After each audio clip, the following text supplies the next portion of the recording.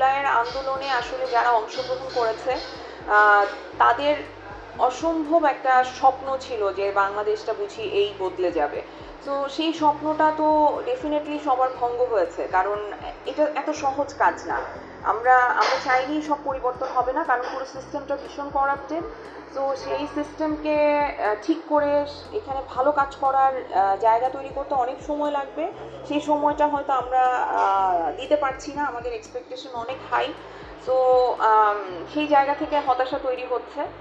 কিন্তু আমি এখনো বলতে চাই, আমি স্বপ্ন দেখি একটা সামনের বাংলাদেশ, একটা এমন বাংলাদেশ যেখানে আসলে প্রত্যেকটা মানুষ, সে যেই লিঙ্গের হোক, যেই ধর্মের হোক, বর্ণের হোক, গোত্রের হোক, সে তার অধিকার, তার সম্মান, তার নাগরিক মর্যাদা, মানবিক মর্যাদা নিয়ে আসলে এই দেশে বাস করবে।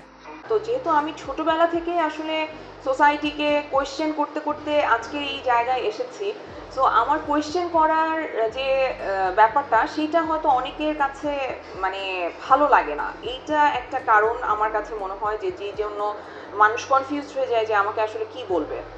আমার তো প্রতিবন্ধকতা পদে পদে, আমার সাথে প্রতিবন্ধকতার মানে খুবই ভালো খাতির আর কি।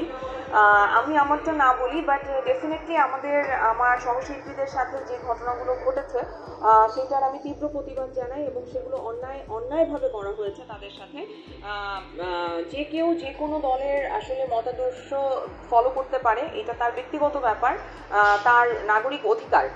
সে যদি মনে করে যে আমি আসলে কোনো দলকে সাপোর্ট করব কিংবা আমি কোনো দলের হয়ে কাজ করব, সেটা তার নাগরিক অধিকার। সে সেই অধিকার যদি পারসিউ করে তাহলে কিন্তু কোনো মানে প্রবলেম নাই। কিন্তু সেই জন্য তাকে আসলে ট্যাগ দিয়ে তাকে হেনস্থা করা, তাকে হয়রানি করা, এটা ভীষণ অন্যায়, এবং এই অন্যায় আমি প্রতিবাদ করছি। শাকিব খানের সাথে বা তার কাজের সাথে তো আমরা আমাদের সিনেমাগুলোকে মেলাতে পারবো না, কারণ সে তার জায়গাটা, তার পরিশ্রম, তার মেধা, তার সততা দিয়ে তৈরি করেছেন। হ্যাঁ, সে কিন্তু তার জায়গা নিজে তৈরি করেছেন, এখানে কারো কোনো ক্রেডিট নাই। ডেফিনেটলি তার যারা পরিচালক, প্রযোজক ছিলেন বা কো অ্যাক্টর ছিলেন, তাদের সহযোগিতা ছিল, কিন্তু তার জায়গাটা সে তৈরি করেছে। সো তার সিনেমা সবচেয়ে বেশি চলবে, এটা স্বাভাবিক, এটা আমাকে মেনে নিতে হবে। এবং এরপরে আমি চাই এশা মার্ডার চলুক। সো ভাই, আপনারা আসেন, হলে আসেন, এশা মার্ডার দেখেন, আপনারা সব সিনেমা দেখেন, কোনো অসুবিধা নেই, বাট এশা মার্ডার দেখবেন। আমার তো ভিসাই হয় না ভাইয়া, আমার 2.5 বছর ধরে ভিসা বন্ধ। সো আমি আশা করি আমার সাথে ইন্ডিয়ার ভিসা সংক্রান্ত যে সমস্যা আছে সেটা খুব শীঘ্রই মিটে যাবে, এবং আমি আবারও কাজ করব। কিন্তু আমি আসলে আমার দেশের ডিরেক্টরদের সাথে কাজ করতে বেশি আগ্রহী। দেশের বাইরে হয়তো 2-1টা কাজ করতে পারি, কিন্তু সেটা সব সময়ের জন্য না। এটা আসলে আমার এইমও না।